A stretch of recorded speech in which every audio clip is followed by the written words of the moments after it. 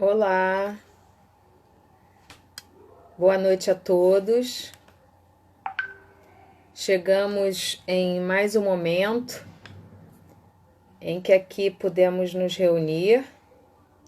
É um prazer imenso encontrar com todos vocês, matar a saudade.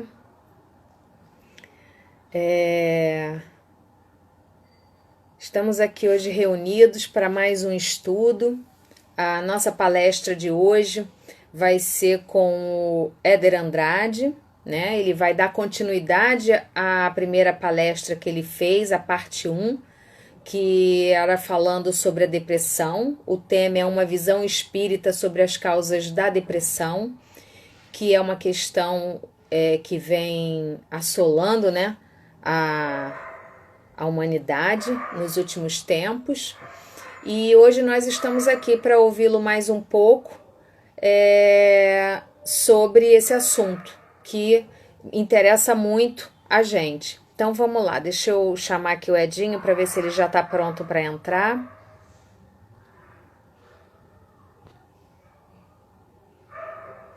Já. Vamos aguardar.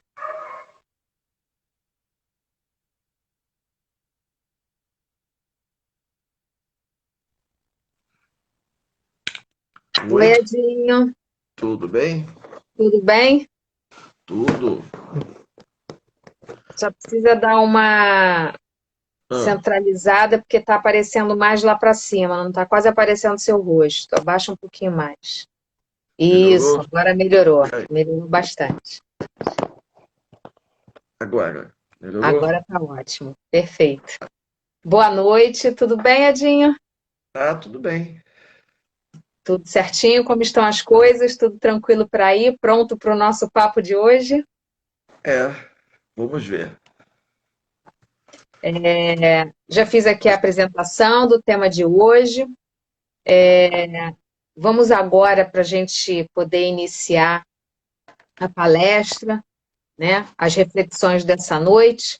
Vamos fazer uma prece para que a gente possa se harmonizar, se tranquilizar, ficar mais concentrados no estudo de hoje, para que a gente possa aproveitar mais as suas palavras. Tá bom? Tá legal. Então vamos lá. Deus, nosso Pai, querido Mestre Jesus, amigos espirituais, agradecemos o encontro dessa noite, em que aqui podemos estar todos reunidos, nos encontrando para mais um estudo e que possamos, Senhor, aproveitar as reflexões dessa noite com o auxílio da espiritualidade, aumentando a nossa compreensão, alargando o nosso pensamento, que a gente possa ter um olhar com mais boa vontade para as questões que serão ditas, para que a gente possa receber do mais alto as bênçãos necessárias para cada um de nós. Assim, Senhor, te pedimos o amparo para o palestrante dessa noite e que possamos, enfim, iniciar o trabalho dessa noite. Que assim seja, graças a Deus. Bom, Edinho, seja muito bem-vindo. Sinta-se na nossa casa virtual e a Tá palavra certo. é sua, Bom, o som tá bom, tá? a imagem também, Tá. né? Que aqui a internet anda falhando, então a gente precisa fazer uns testes para saber se ficou bom. Bom, então, em primeiro lugar, boa noite a todos os amigos do Consolador, pessoas que entraram também por convite. E nós estamos aqui para dar continuação e finalizarmos a ideia do estudo sobre a visão espírita com relação à depressão.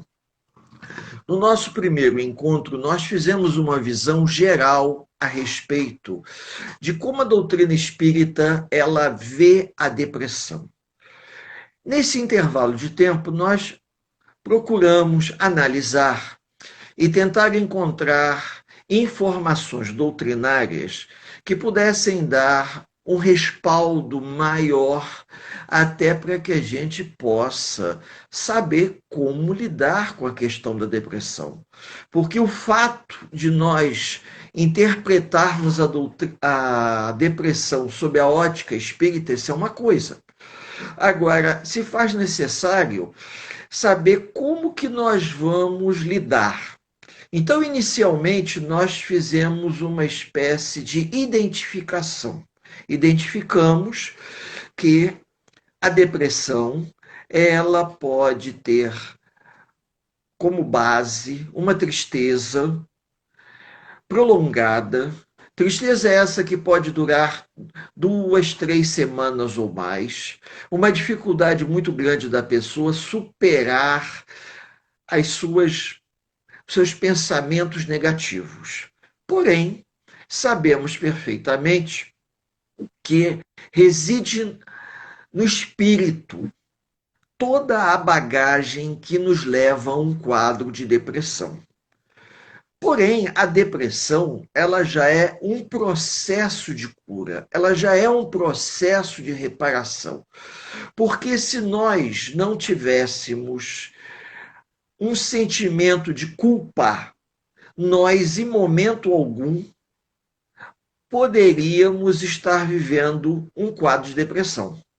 A depressão, ela eclodiu porque o nosso inconsciente, lá atrás, em algum momento dessa encarnação ou de encarnação passada, vivenciou uma consciência que contribuiu para eclodir uma culpa. Muito bem. No livro Justiça Divina, que já foi citado aqui,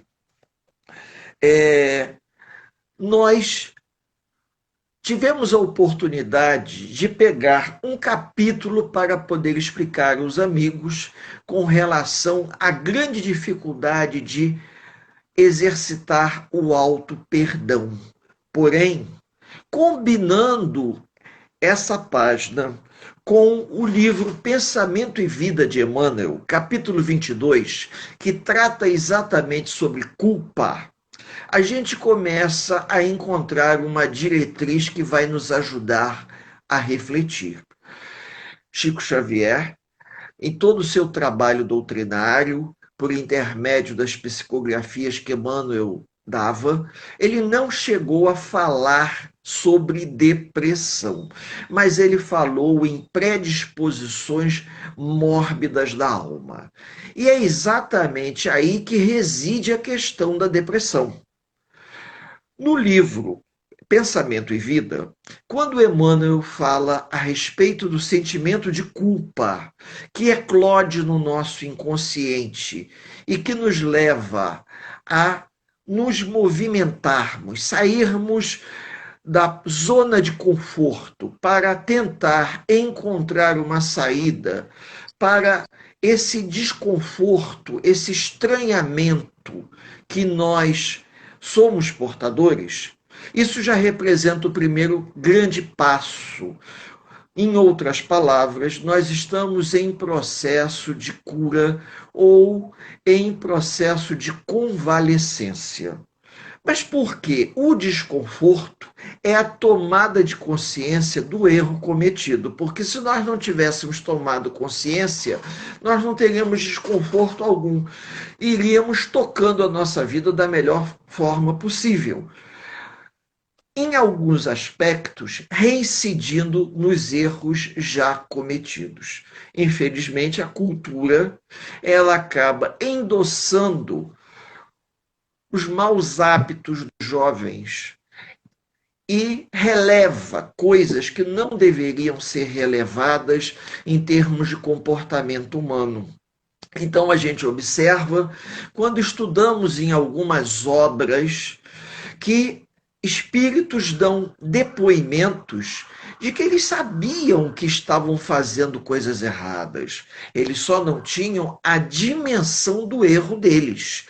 Por exemplo, Camilo Castelo Branco, em Memórias de um Suicida, vou aproveitar e puxar a brasa, né, para a sardinha, ele, junto com alguns amigos, conversam no Hospital Maria de Nazaré, e eles falam claramente que eles tomaram aquela decisão de cometer um ato extremo com uma maneira de fugir a um problema que eles não tinham uma solução. Mas eles não tinham a consciência do que o desdobramento daquele ato extremo poderia trazer na vida deles. Eles não tinham, na época, acesso a uma leitura tão detalhada como nós temos hoje. Então, quando, por exemplo, a gente pega esse livro sobre Pensamento e Vida de Emmanuel, capítulo 22, que trata sobre culpa, você aí já tem uma fala muito interessante que aponta para a questão do remorso, que aponta para a questão do desconforto. E quando nós falamos em depressão, nós estamos falando em uma combinação de elementos, como, por exemplo, o sentimento de culpa, o sentimento de medo, a inconformação, a raiva, a não aceitação, são elementos combinados que produzem a depressão. Então, voltando a falar nesse assunto, a depressão ela é multifatorial, ou seja, uma combinação de fatores ao longo de várias encarnações formaram, digamos assim, no nosso mundo mental, as condições propícias para que alguma coisa viesse a acontecer. E nós temos, digamos assim, o ápice de explicação no livro de Chico Xavier, Evolução em Dois Mundos. Nesse livrinho, Evolução em Dois Mundos, Emmanuel dita para Chico vários capítulos. Entre esses capítulos existe um que entrega de bandeja para nós, mas é preciso um pouco mais de estudo para entender o capítulo chamado Predisposições Mórbidas. E o que esse capítulo nos oferece? Ele coloca de maneira clara algo que nós sabemos. Mas existe uma diferença entre você saber e você colocar isso em prática.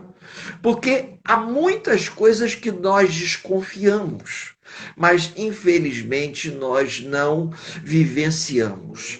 Existe uma diferença entre o conhecimento da verdade e a sabedoria que essa verdade pode nos oferecer.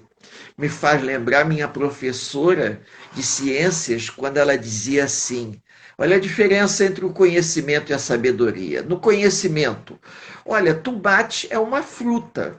Mas vocês não vão fazer salada de fruta com tomate, vão? Não. Então a sabedoria nos leva à utilização do conhecimento. Então nos falta sabedoria, em alguns momentos, sejamos sinceros, para conseguir pegar essas informações e combiná-las. Uma vez que a gente consiga, fazendo um paralelo entre as informações, perceber aonde que elas querem chegar, um grande alerta para que a gente não reincida nos velhos erros do passado, porque a sobreposição dos erros, a reincidência nos erros, quando a gente replica nas coisas erradas que fazemos por uma afinidade, como, por exemplo, voltando ao livro Memórias de um Suicida, no momento que os companheiros estão reunidos da enfermaria, cada um dá seu depoimento. E a gente vê que não eram homens analfabetos, não eram pessoas sem cultura, eram pessoas de classe média alta de Lisboa, que estavam reunidos ali fazendo, digamos, uma terapia em grupo, na expressão moderna, e cada um revelando para o outro toda a sua história de vida. E nesse processo de revelação, as pessoas tramaram detalhadamente como seria o seu processo de desenlace. Ou melhor, eles tramaram como eles iriam cometer o suicídio. Então, eles tiveram tempo suficiente para se arrepender, para mudar de ideia, mas não fizeram. Faltava uma espiritualidade neles, faltava fé, faltava crença no mundo espiritual, a crença em Deus. E essa distância deles em relação à fé raciocinada, que hoje a doutrina espírita nos oferece, ela não vai justificar para nós o porquê cometemos erros. Ela explica. Explicar é uma coisa, mas ela não justifica. Se nós reincidimos em erros e a superposição desses erros ao longo da nossa história de vida espiritual contribuiu para a formação de uma zona mórbida, como diz André Luiz e Emmanuel na obra Evolução em Dois Mundos, aonde ele procura mostrar que o acúmulo dos erros, toda vez que nós vamos contra as leis morais da vida, que nós trazemos registradas no nosso consciente, inconsciente melhor, no nosso inconsciente, nós vamos nos agredindo. E essas agressões ao longo de uma encarnação, duas, quando você vai promovendo abusos contra você mesmo, você deixa registrado no seu inconsciente. E algum dia, em algum momento, todos esses registros vão vir à tona. E qual será a chave, se nós podemos dizer, para que esses registros de lembrança mórbidos, doentios da alma, possam eclodir no mundo físico, aqui no mundo de vigília? Um amadurecimento do espírito. Ou seja, quando nós vamos amadurecendo, quando nós vamos desejando nos tornar pessoas melhores, quando nós vamos procurando fazer as coisas da melhor forma possível, nós vamos abrindo espaço para que o nosso espírito imortal ele possa, digamos assim, fazer um download, se nós podemos dizer, usando numa brincadeira, do nosso inconsciente profundo para o nosso consciente presente, lembranças para serem saneadas. E aí começam a surgir as coisas mais possíveis e imagináveis, principalmente nesse período de quarentena, né? Que nós estamos em casa, quietos aqui, e aí começam os fantasmas do passado, todo o lixo que nós varremos para debaixo do tapete, começa a vir à tona. E a gente vai ter que dar um jeito, porque o porão do nosso inconsciente ele já está saturado, assim como os sótãos do nosso inconsciente, eles estão saturados de lembranças que nós fomos deixando para que um dia a gente pudesse resolver. E aí começam a surgir lembranças de coisas que a gente nem faz ideia porque surgiu, coisas que aconteceram há muito tempo quando éramos garotos ainda, às vezes medos, sentimentos de raiva, sentimentos de mágoa. Você às vezes acredita que está sob um processo obsessivo e pode até estar, porque companheiros que nós nos ligamos ao pretérito e que não fizemos um trabalho amoroso para ocorrer um processo de doutrinação, eles podem aproveitar essa oportunidade para cobrar. São os credores do passado que batem à nossa porta, numa cobrança muito grande. Mas isso não quer dizer que a gente não tenha condições de resolver. Todos nós podemos reparar as faltas cometidas e trabalhar em prol do bem. Hoje, muitos dos mentores que se apresentam nas casas espíritas, realizando trabalhos fantásticos, podem ter sido no passado espíritos que cometeram grandes erros. Maíse Braga, que teve chance de visitar o Consolador e nós estávamos presentes nesse dia. Se a memória não me falha, eu dirigi a reunião pública quando Maíse Braga nos bridou, fazendo uma palestra, contando vários casos da convivência direta lá da Federação Espírita de Brasília e também do contato que ela teve com Chico Xavier. Ela nos contou uma história muito bonita. Ela ingressou na doutrina espírita muito nova. E ela já frequentava o trabalho de desobsessão com seus 18, 19 anos.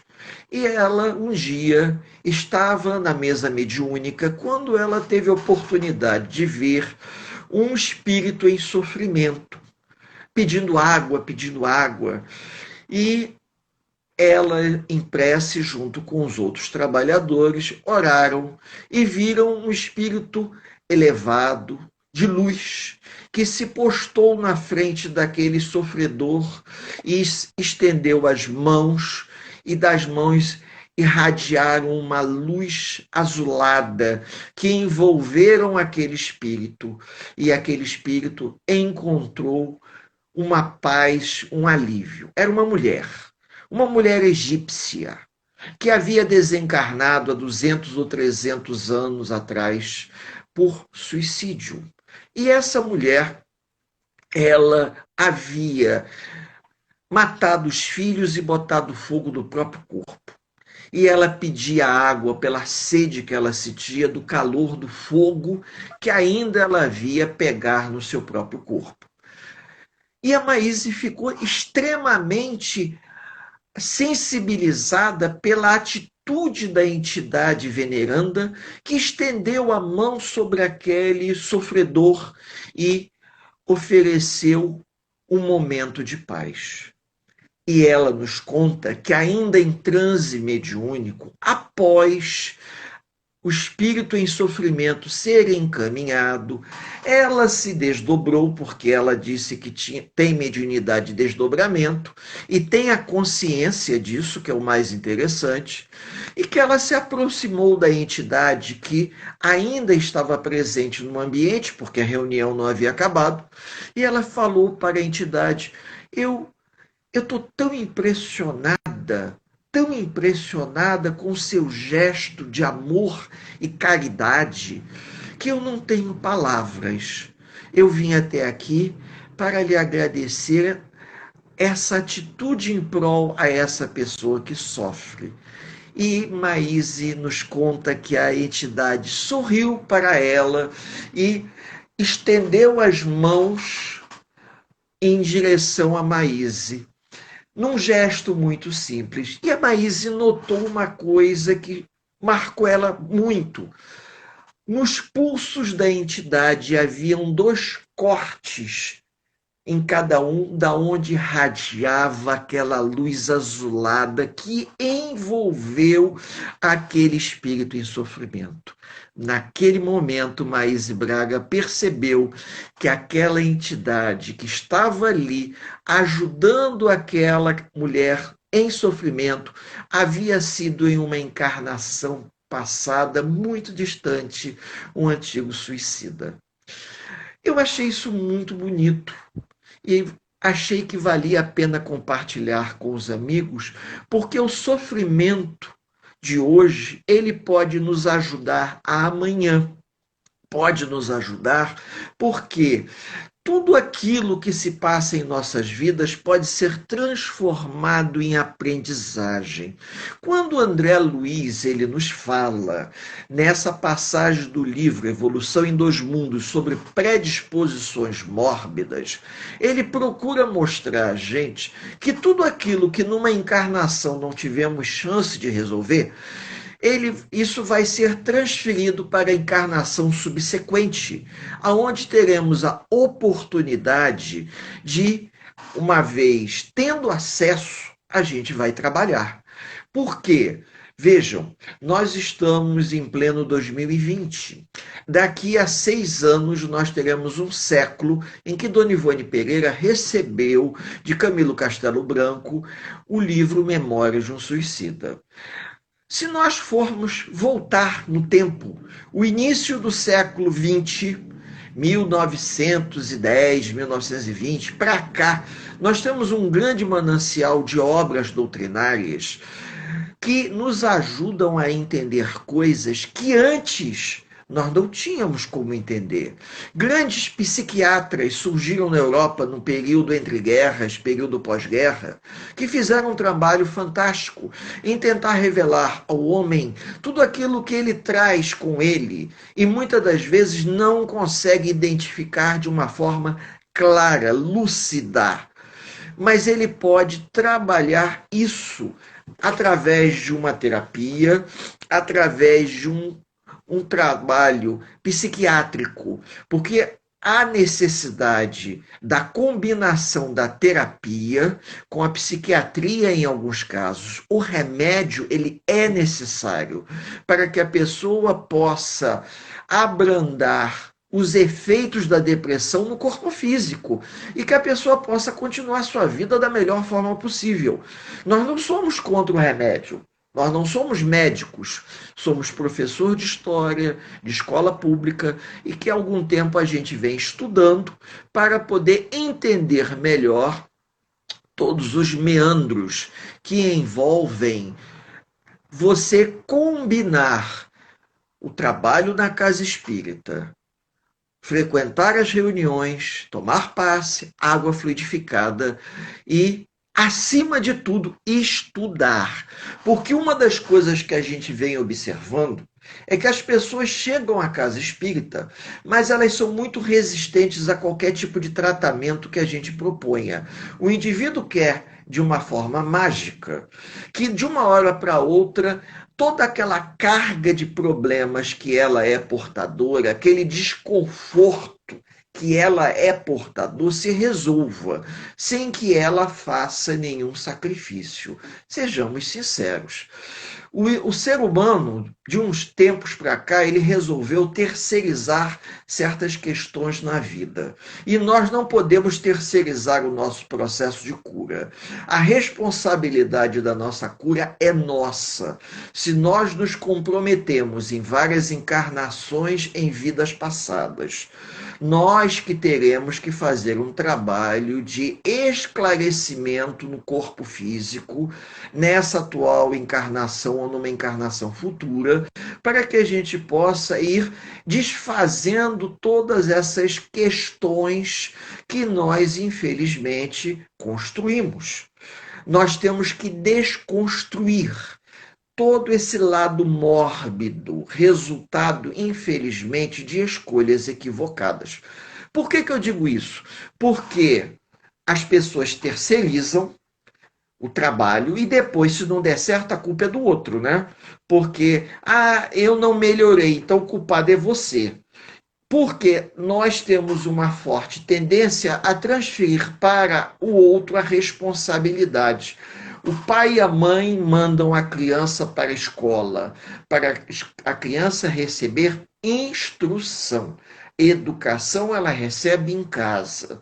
E quando a criança não apresenta educação, o pai e a mãe culpam a escola. Mas a escola ela não tem como dar educação. Os professores até que tentam, mas não conseguem. A escola pode oferecer instrução para a vida. Então a gente não pode terceirizar para a casa espírita, terceirizar para os amigos espirituais do Consolador, por exemplo, a nossa cura. A gente tem que ser receptivo, temos que ser dóceis, temos que buscar o tratamento adequado, não é apenas buscar na fluidoterapia a ajuda necessária. Eu também tenho que seguir uma prescrição. E a melhor prescrição que os amigos espirituais nos dizem é que a gente estude. Vamos estudar o Evangelho, vamos estudar no ESD, independente de nós frequentarmos as reuniões públicas, a mudança que nós temos que promover, que não é uma mudança fácil, ela vai exigir provavelmente toda essa encarnação, porque os amigos espirituais, vão nos conceder acesso aos bastidores do nosso inconsciente para que a gente possa acessar as lembranças de vidas anteriores no momento em que nós estivermos amadurecidos. Se nós não tivermos amadurecimento do senso moral, eles não vão conceder, porque a dor de ter acesso a uma situação a qual fomos os responsáveis diretos é muito grande.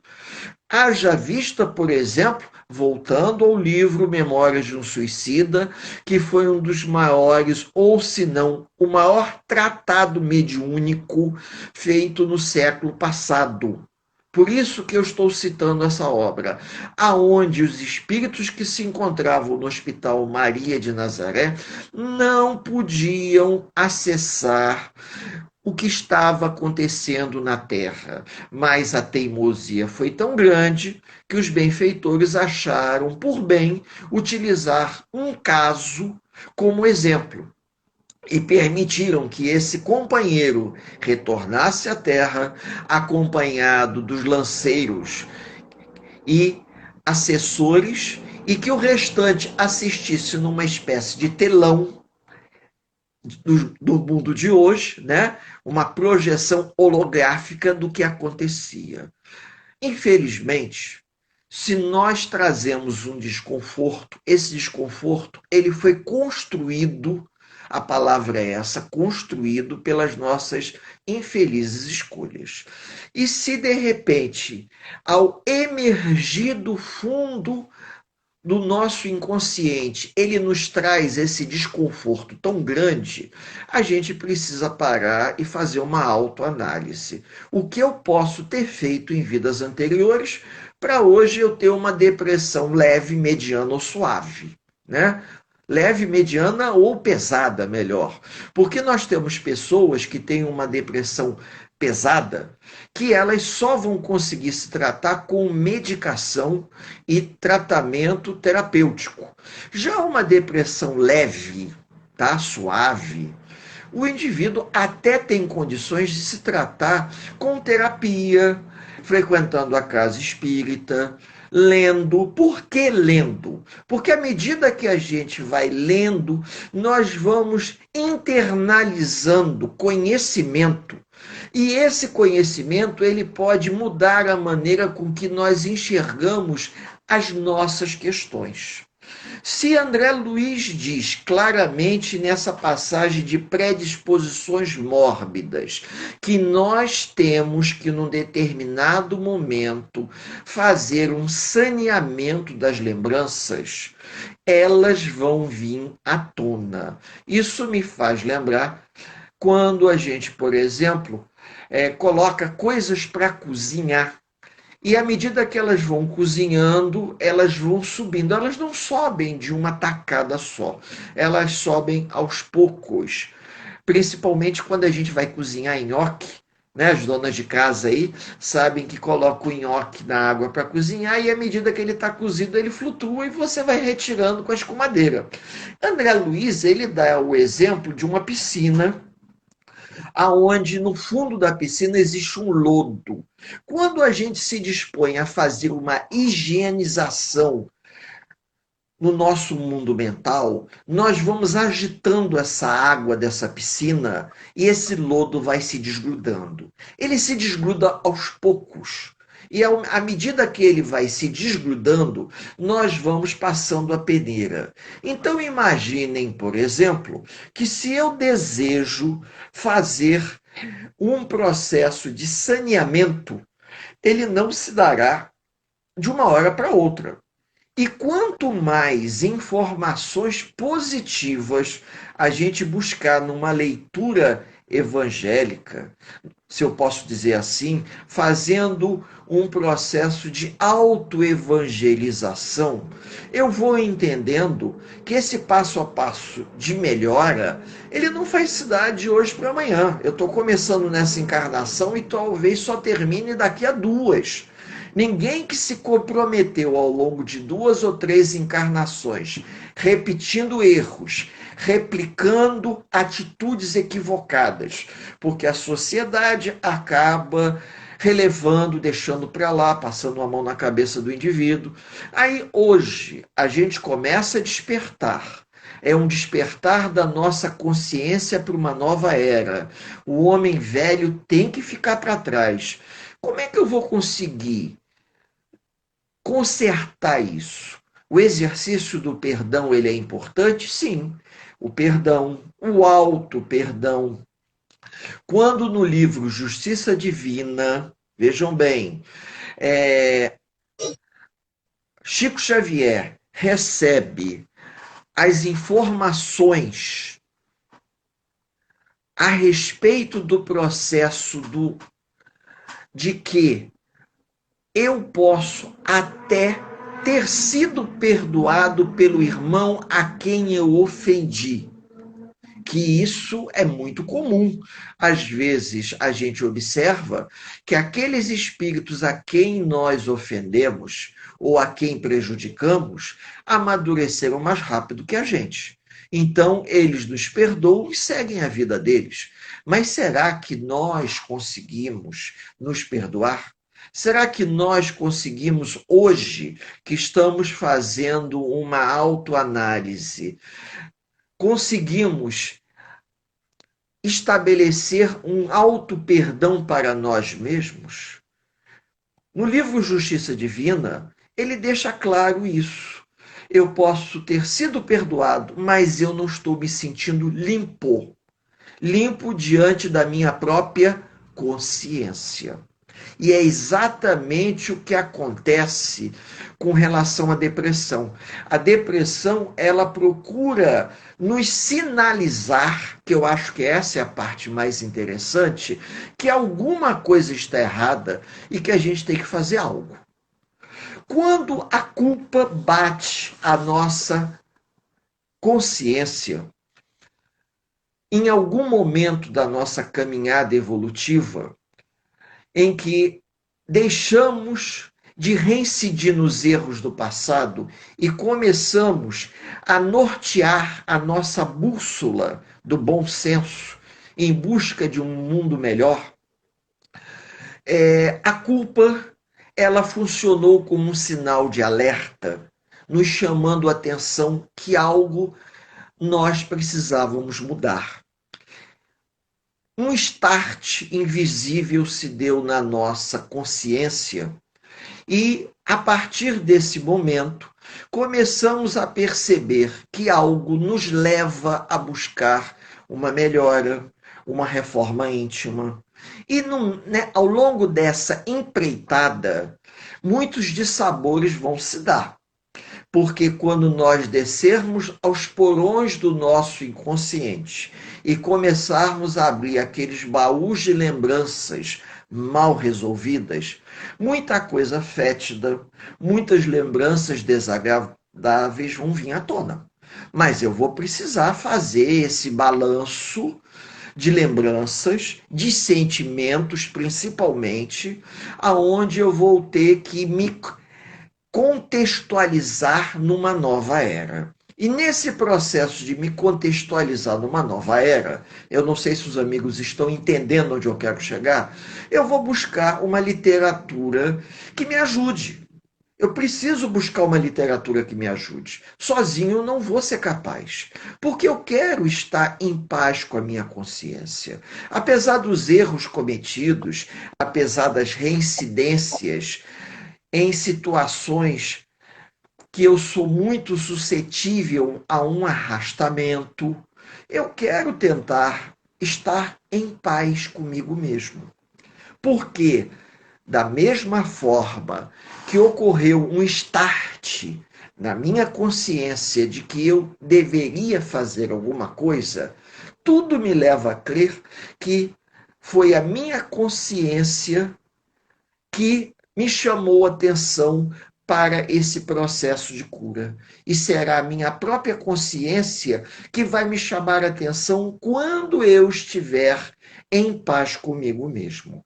É um trabalho muito árduo. Não adianta você trabalhar em prol do bem e achar que você está quite com a providência divina. O processo de remissão, ele é um processo íntimo de cada um. Não adianta você trabalhar anos numa casa espírita e chegar ao ponto de dizer assim: ah, eu já fiz o suficiente. Não é bem assim que a banda toca, não. A coisa funciona numa outra dinâmica. E para lembrar aos amigos como a banda toca e como a gente tem que encarar tudo aquilo que nós carregamos no nosso mundo mental, no nosso mundo íntimo, que nós não temos acesso, mas que ainda está lá como uma predisposição mórbida da alma, como André Luiz diz. Esse próprio André Luiz nos conta no livro Ação e Reação uma historinha para que a gente possa ir já finalizando, para fazermos dentro do tempo programado. No livro Ação e Reação existem várias histórias, mas uma em particular vale a pena ser citada, a história de Ascânio e Lucas. Ascânio e Lucas, André Luiz conhece ele, pelo menos tem contato indireto com esses dois espíritos que já trabalhavam há quase 500 anos em parceria em prol do bem. Trabalhavam quase que interruptamente.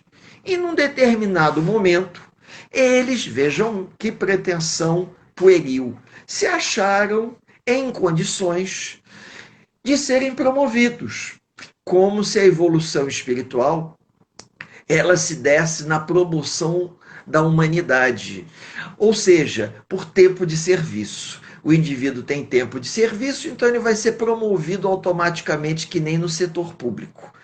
Ele muda de nível. E eles dois, de maneira ingênua, mas pretensiosa, buscaram um espírito responsável e queriam organizar e solicitaram que esse espírito encaminhasse uma petição para que eles pudessem ascender uma esfera mais elevada, porque se achavam já em condições de galgar níveis espirituais mais avançados. Quando o espírito falou: olha, vocês façam o seguinte, escrevam aí um texto pedindo a explicação, eu encaminho esse pedido, tá? Existe um prontuário aqui, vocês dão entrada nesse prontuário e eu vou encaminhar isso para que essa petição seja analisada. Passado uma semana ou duas, o processo retornou e eles tiveram a oportunidade de ler o que se encontrava no processo.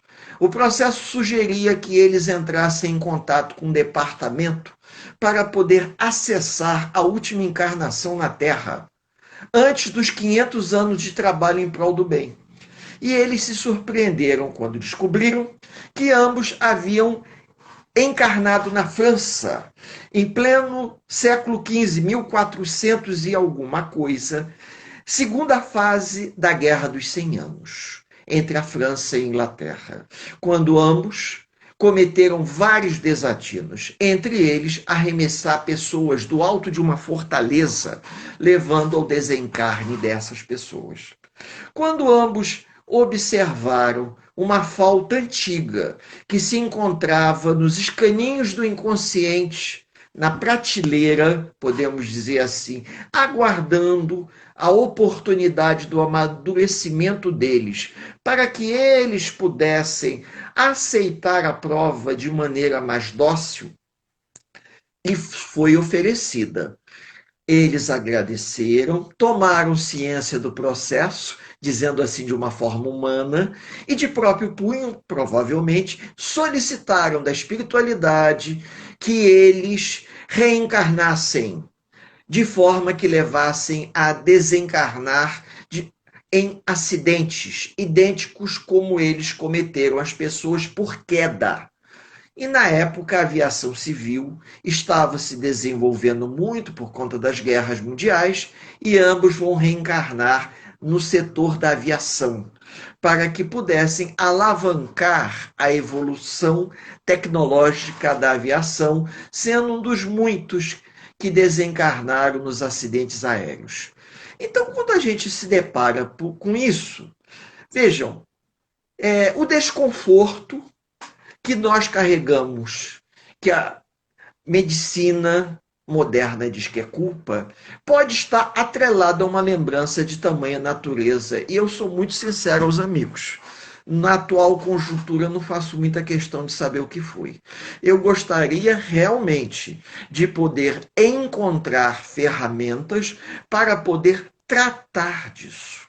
E a doutrina espírita nos oferece a oportunidade de nós contornarmos, sanearmos as faltas cometidas através do amor e não necessariamente através da dor. A medicação psiquiátrica, em alguns casos, ela é necessária. A terapia, num consultório médico também, quando o desconforto das lembranças fala mais alto.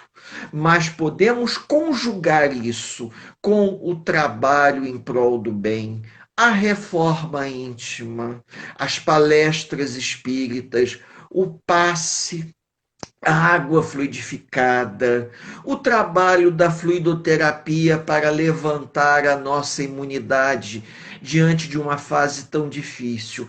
Mas acreditem, pelo tudo que a gente vem lendo, os espíritos são reticentes no seguinte: estudem, leiam, não dependam de que a informação chegue até vocês. Busque o esclarecimento para que esse esclarecimento alavanque individualmente cada um.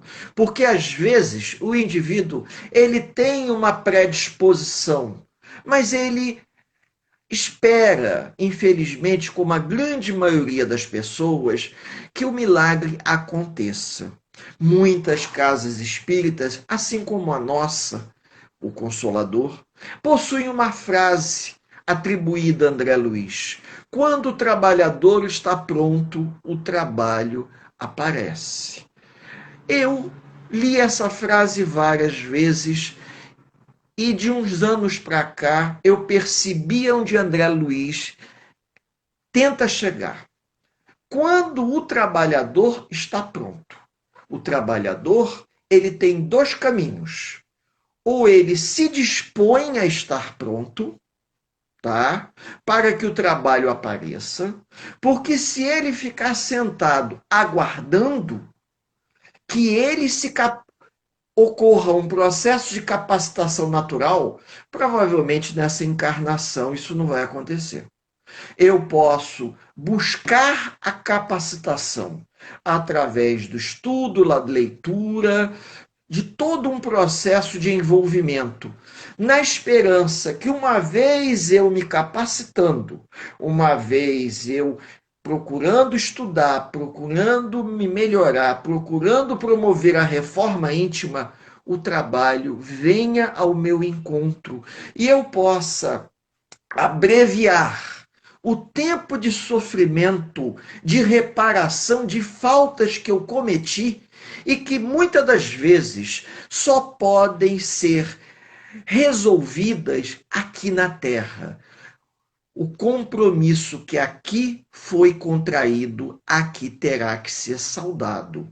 Então, em alguns casos, a espiritualidade pode até abreviar o sofrimento, mas nós precisaremos passar por um momento de sofrimento, porque é educativo. Os espíritos dizem isso, e quando a gente tem oportunidade de estudar e quando a gente tem oportunidade de se capacitar, a gente enxerga o sofrimento de uma forma diferente. A gente enxerga como uma grande oportunidade de alavancarmos a nossa evolução, porque deixamos de lado o olhar convencional dos homens e passamos a enxergar a nossa estadia aqui na Terra como uma oportunidade de evolução. Que a gente usufrua de todas essas ferramentas, de todo esse conhecimento para o nosso crescimento individual.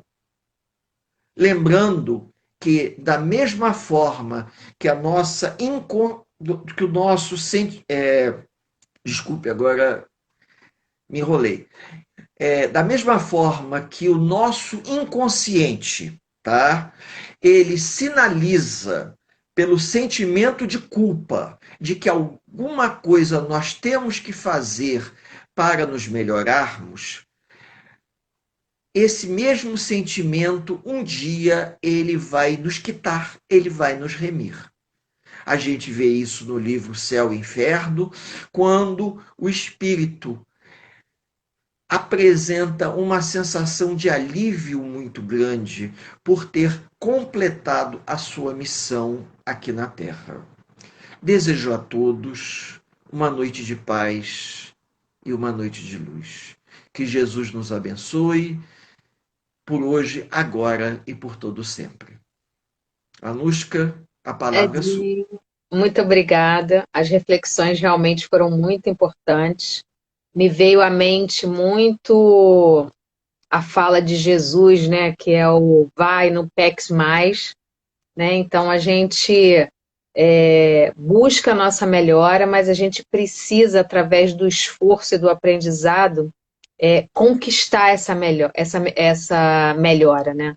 Então é a reforma íntima o nosso caminho para que a gente possa realmente se sentir melhor nessa vida, né?